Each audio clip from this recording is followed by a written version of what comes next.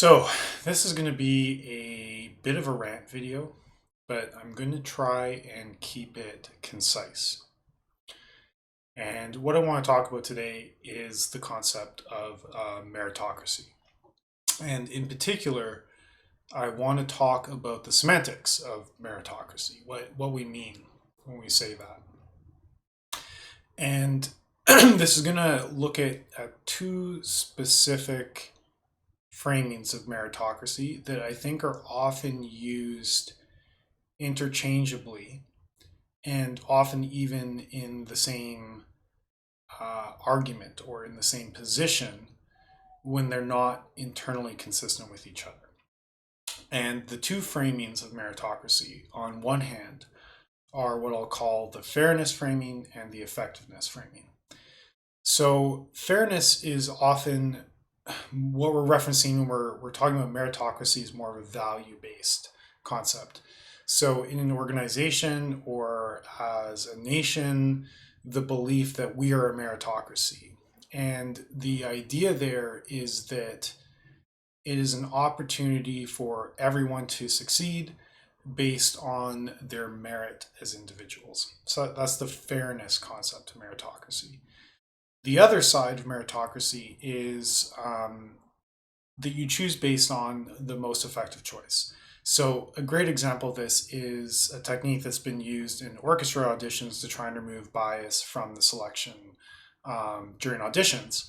And the process is to make the audition test blind. So the judges can't see the person performing, they can only hear them, to remove any gender bias, race bias, etc. When in theory, all that matters for an orchestra performer is the sound of their performance. So on the surface, both those ideas sound like the same idea. We're talking about trying to create a selection process, a process for promotion that is unbiased, and again, that is conceptually fair. Now, the problem with this is that when we're looking at the blind audition concept, what we're effectively saying is let's reduce all the history, let's reduce the entire any factors that led up to the current state, who your parents were, what your socioeconomic situations were growing up, what your degree of talent was, who you had access to as instructors, etc. And just looking at the plain answer of who performs better. Now, there is an element of fairness to that, but if we're extending that to be some kind of broader idea of societal fairness, that breaks down because there's clearly going to be differences between individuals. Obvious things like individuals that come from families that value music education, that have the budget to be able to afford private instruction for their children, have access to better schools. And a lot of these factors compound as well. If you have access to better instruction when you're younger, you're more likely to have better instruction as you get older because you're a more skilled musician. Similar to effects where they've shown that there's a bias in the birth month of professional athletes in sports like hockey, where when they're young, because of the birth month selections for certain age groups, they're bigger, stronger, faster in the age group in which they're in, so they get more focused, they get access to better training that compounds through their career. So again, there's this idea in theory of a fairness of selection, of trying to remove any of these factors, and just looking at the current effectiveness. Again, the problem with this is that it isn't actually fundamentally fair. Even something like talent gets really interesting. So if you happen to be born, let's say with an affinity for mathematics or an affinity for music, is that merit? What did you do to earn to be born with this advantage that other people didn't? And that extends to things like generational wealth. What did you do to what merit is due to you by being born into a wealthier family or into a more stable childhood that allows you later in life, when in theory you're being evaluated based on pure effectiveness, to either have advantages or disadvantages. So really the point of making this video and the challenge I'll put out there is that, especially in business, there's often this idea that the companies that have greater merit, the entrepreneurs that have greater merit, etc., are the ones that will succeed because business is inherently unbiased and fair. And while the selection process of the market often behaves that way, it doesn't judge most of the time based on the background, the race, the gender of the individual they're buying for it. In fact, in a lot of cases, that's not even a factor visible. That there's a lot of factors that lead into that outcome. And while we can, I'm not saying that it's a fundamentally wrong thing, but if the form of meritocracy that we're practicing is the effectiveness meritocracy, let's forget everything that happened before and let's just look at the current state.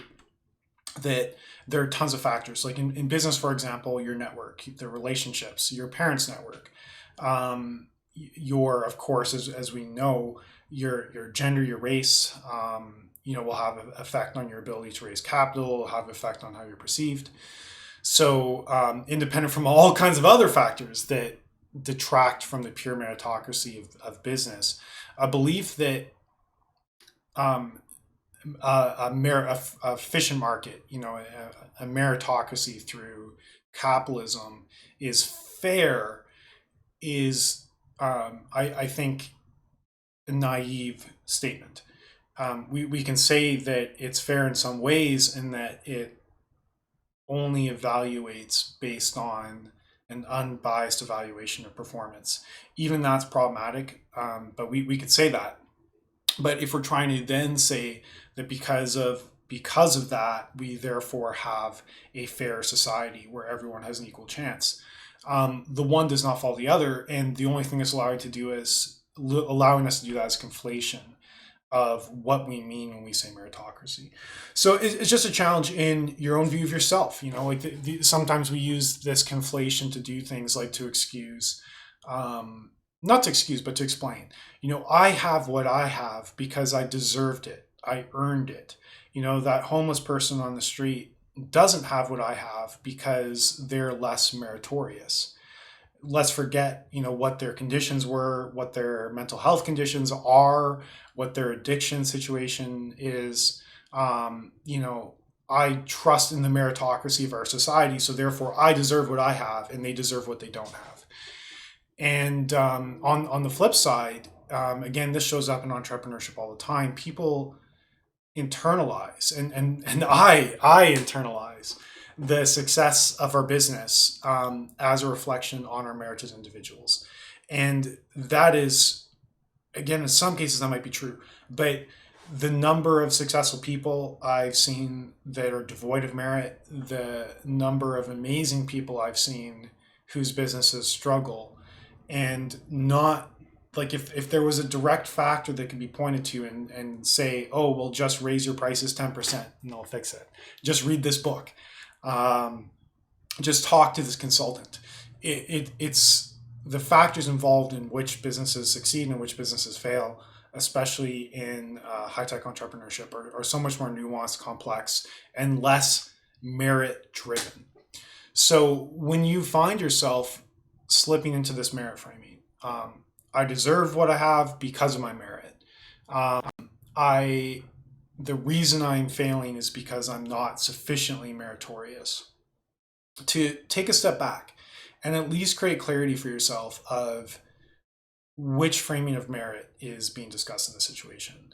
Is it a question of, oh, well, my business just happens to not have, landed the right partnerships at the right time with, the right splash, and all kinds of factors that are outside of your control? Well, you could still say through a merit lens, if we're talking about the effectiveness merit lens, that's true. The market is selecting your business to fail because of a lack of merit. But then if that bleeds into a conception of yourself, my business is failing because I, as am a person, am not sufficiently meritorious. Or starting to apply that lens to other people. Their business isn't growing because they're not sufficiently meritorious. Or the flip side, this other business must have, a huge amount of merit because they are growing. Those are tenuous conclusions at best.